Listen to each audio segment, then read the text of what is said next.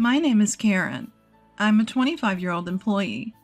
My grandfather, who raised me, passed away 6 months ago. Today is the day when the lawyer will open my grandfather's will. That's why I was visiting my grandfather's house with my sister Susan, who is 4 years older and is my only family. Our parents passed away in an accident 20 years ago, and since then, we were raised by our grandparents. Since my grandmother passed away from an illness a few years ago, my grandfather's spirits have been declining year by year, and he became frequently ill. Out of concern, I lived in an apartment near my grandfather's house and often went back to check on him. "You're a grown woman. It's unbecoming to keep coming back home," my grandfather would say, but he would always laugh cheerfully nonetheless.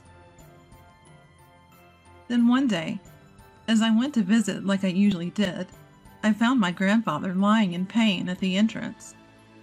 In a panic, I called the ambulance. But my grandfather passed away just like that.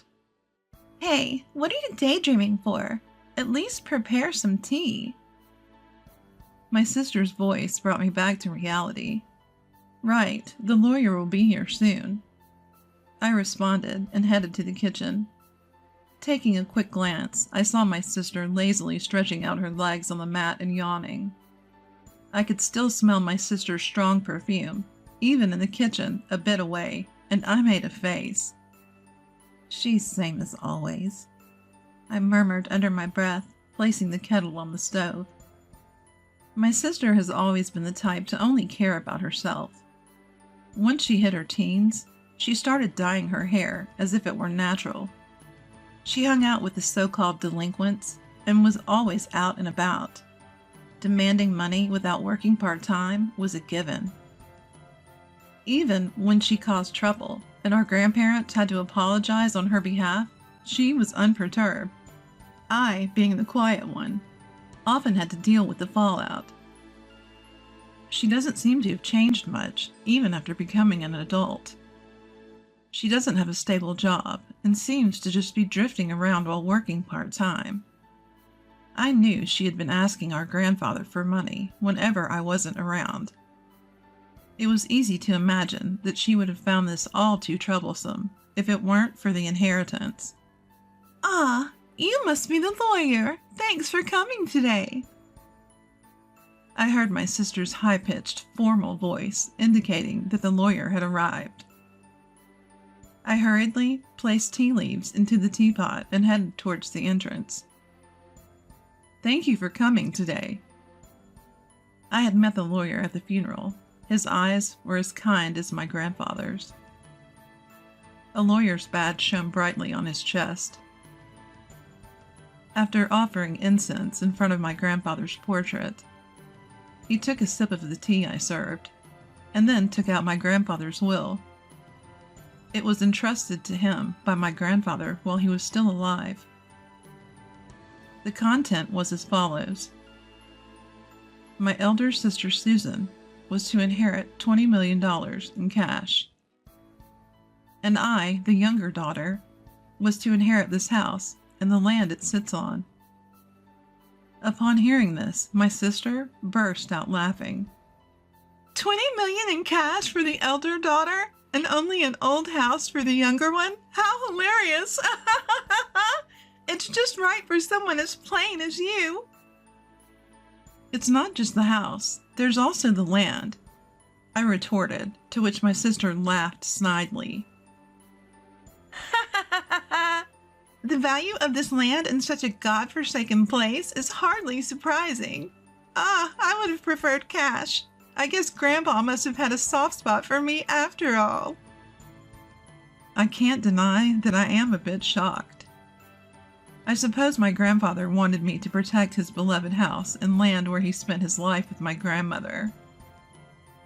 Huh, a house and land. That's pretty awesome, isn't it? Brian, my boyfriend, exclaimed in surprise after hearing my story. I shook my head, implying it's not as great as it sounds. Not really. My sister inherited $20 million in cash. That's more impressive. I felt a sense of emptiness saying it out loud. Even though I was being modest, verbalizing it felt like an acknowledgement. Wow, beautiful. And have money now? She's the Moores. The better victory. I shot Brian a side glance for his insensitive comment. Realizing his gaffe, he joked. Your comfort means more to me than money, Karen. Brian has been my boyfriend since I started working. We met at a social event, and being of the same age, we clicked well. I've introduced him to my grandfather and my sister. While he hasn't proposed yet, I have been considering marriage. Today was our first date in a while, and I ended up telling Brian about my inheritance. I suppose it was because I thought he would become my husband someday. I had no idea I would come to regret this. A few days later, I was visiting the family home I had inherited from my grandfather. I had intended to clean and sort out my grandfather's belongings. The property was large, but the house was modest. I figured I could manage it on my own. I looked around the house and pondered. It's close to my workplace. Maybe I should move here. Living here leisurely with a cat doesn't sound too bad. There would be no rent to pay, and while there might be maintenance costs for deterioration, I have been working hard and saving, so it shouldn't be a problem. Maybe someday with Brian. Feeling embarrassed at the thought, I shook my head vigorously. I rolled up my sleeves to begin cleaning. Just then, I received a call. My sister's name appeared on my smartphone screen. Sis, what's up? Hey, Karen! Having fun all by yourself in that old house? My sister seemed to be drunk. She always had a unique way of extending her words, but today it was particularly bad. Sis, you're drinking, aren't you? It's still afternoon. I pointed out with a sigh, to which she exaggeratedly sighed back. Oh, you're such a Miss Goody Two-Shoes. I was right. She had been drinking. I was thinking about moving here eventually. I answered my sister's question, hoping to end the conversation quickly. Really? I'm enjoying a suite in a luxury hotel right now. My sister raised her voice in a somewhat exaggerated way. Guess who I'm with right now? I have no idea. Boring. It's that kind of attitude that'll make Brian dislike you. What? I'm sorry, Karen. I was flabbergasted when Brian's voice took over the line. The sudden intervention of Brian threw me off balance. Dizzying question marks pop up in my head. But I resent my imagination. At this point, a disgusting imagination had been completed in my head. Surprised, huh? My sister's mean-spirited voice chimed in. Ever since you introduced him to me, I thought Brian was quite a catch. She rattled off boastfully about how she had been attracted to Brian since I introduced him, how she knew where he worked because of me, and how she had approached him as soon as he left work. He came along readily when she asked. He told her that she was hundreds of times more attractive than me. I listened in stunned silence. Karen, I'm really sorry. The next voice I heard was Brian's again. Tell me it's a mistake. As I tried to utter words that wouldn't come, he spoke again. As a man, I had to take this opportunity. What? I do feel bad about it, but come on, it's impossible to resist a beautiful woman who has $20 million, right? The way he spoke, as if asking me to understand, drained my emotions away. I felt a cold sensation, like my blood was being drained from me. You know what? I don't need a man like you. At my words, I could hear my sister laughing uproariously in the background. The voice on the phone changed back to my sister. Well, that's how it is, and from now on, let's not consider ourselves sisters, okay? I wouldn't want you turning to me just because you're broke. With those words, she ended the call. Overwhelmed by emotions that had lagged behind, all I could do was cry out. 5 years have passed since then. I had a cat in my lap, dozing off in front of my laptop. The cat was also purring contentedly in sleep. Today is my day off, but there is still a bit of work left from what I have brought home. Oh no, this won't get the work done. I felt guilty, but I had to move the cat off my lap. Just as I reached out, my phone started to ring. An unfamiliar number was displayed on my smartphone. Thinking it could be work-related, I answered the call without any suspicion. Hello? Karen, long time no see. I instantly knew who it was and froze. The distinctive way of speaking was unmistakably my sister's. It's you, Karen, isn't it? I can tell just from your initial hello. After all, I'm your big sister. 5 years had passed, which should make Susan 34. A smirk formed at the corner of my mouth at her unchanging way of talking. You're just the same. By the way, I came home and there's a hotel standing. Did you sell the house? That's none of your business. Oh, come on. It's quite a grand hotel, huh? You must have made a good chunk of change, huh? Getting fed up, I was about to end the call when she started to chatter about her current situation. According to Susan, she had blown through the inheritance in about 2 years. Now, she even had a considerable amount of debt. Even Brian, who she's still hanging around, seemed to be drowning in debt. I was speechless. Honestly, I couldn't care less. So, lend me some money. Against Susan's yelling, I answered calmly. I've always wondered why Grandpa distributed his estate that way, but on the day you took Brian from me and cut ties, I understood. I started talking slowly. 5 years ago, when Brian broke up with me, I was crushed. After crying my heart out, I sat dazed in my room, staring into space. I'm such a fool. As I murmured this, large tears began to spill again. My gaze fell on a painting I had made as a child and had gifted to my grandfather. He had framed it and kept it hanging lovingly. Rising unsteadily, I picked up the painting. Grandpa. When the feelings of nostalgia and loneliness welled up and tears started to come, I felt something drop from the back of the frame.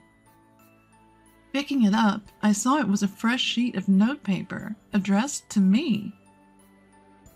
I remembered how when I was little, I used to stick notes on the back of this frame and exchange secret messages with my grandfather. It was like a family journal, really. Knowing that I was to inherit the house, he probably figured I'd find this note. I'm glad I noticed.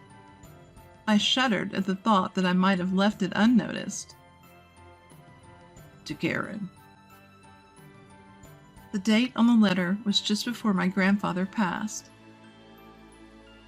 I knew you'd definitely notice this letter. Right now, you're probably wondering why I distributed my estate in such a manner. Cash to your sister, and an old house and land for you. It may seem like I favored Susan, but that's not the case. Despite any claims of favoritism, I wanted to leave most of my estate to you, who cared for me till the end. I finally understood what had been bothering me. No matter what, Grandpa thought more of me, huh? I'm sure I was deeply hurt by Susan's words at that time. Despite having loved my grandfather more, a kind of jealousy, I continued to read the letter. But Susan would not be satisfied with a regular division. This child, even as her grandfather, I must admit, she's terribly greedy. Exactly, Grandpa. She even took my boyfriend from me. That's what I want to tell him in my heart. That's why I arranged it this way. If at first glance Susan appears to have received the better deal, she won't pay attention to your share. According to Grandfather's letter, the value of this land in our area is continuously increasing due to ongoing urban development. As of the time I'm writing this, it's not worth Susan's $20 million yet, but the value of this land will surely increase in the future. When I read this far, my eyes widened in surprise. You can live here if you're attached to it, or you can sell it when its value rises enough to make a good profit. All I want is for you to be happy. When I finished conveying the content of the letter, Susan clicked her tongue and said, That old hag! I lived in that house for a while, but when my marriage was settled, I decided to sell the house just like Grandfather's letter said. The land value had risen enough. Anyway, I'm never lending you money. Susan seemed frustrated, but as if she had a good idea, she said this. Right, if you want, I can give Brian back to you. So help your sister. It's a good deal, right? At this moment, I heard something snap inside of me. Enough is enough. You've been taken care of by Grandpa, and yet you haven't shown a hint of gratitude. I despise you for that, and you're not my sister anymore. And besides, I'm already married. I don't need Brian, and I don't even want to see his face. Stay out of my life for good. I said what I needed to say and hung up. I quickly set up call blocking, and my cat on my lap was cowering on the bed. I quickly picked up my cat and said, I'm sorry. After that, it seems Susan contacted Brian, and they both stormed into our old house. Did they try to return Brian to me? There's a respectable inn there now, but they must have misunderstood something and were shouting that they were my relatives. Even though I just sold the land and had nothing to do with it. It's simple for those two. I sold the land, and an inn was built, equals I must be the owner of the inn. Of course, the staff reported to the police. The two of them were arrested because they had destroyed several items in the inn. Furthermore, it was discovered that they had been committing marriage fraud for money in the past. It seems they'll be sent to prison together. I was also questioned by the police, but I was able to prove that I had no involvement quickly, as we were estranged, and was released. As my husband, who came to pick me up, and I were walking through the station, we heard screaming and turned our gaze. And there were Susan and Brian, whom looked completely different. Fortunately, they didn't notice us. Both of them had messy hair, worn-out clothes, and looked nothing like the two people I remember. Especially Susan, who never skipped her makeup and fashion, looked even more different. They were probably being moved into a different location. As I watched the two of them, filled with a sense of melancholy, my husband and I locked eyes. I grabbed the hand he extended, and we left the police station. Are you okay? My husband, always concerned, looked at me with gentle eyes. I'm okay. I have you, and this little one.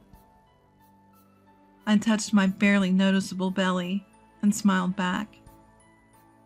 In my belly, a new member of our family is growing. Money is important, but there's something even more valuable. That's what I want to teach our child, with my husband by my side.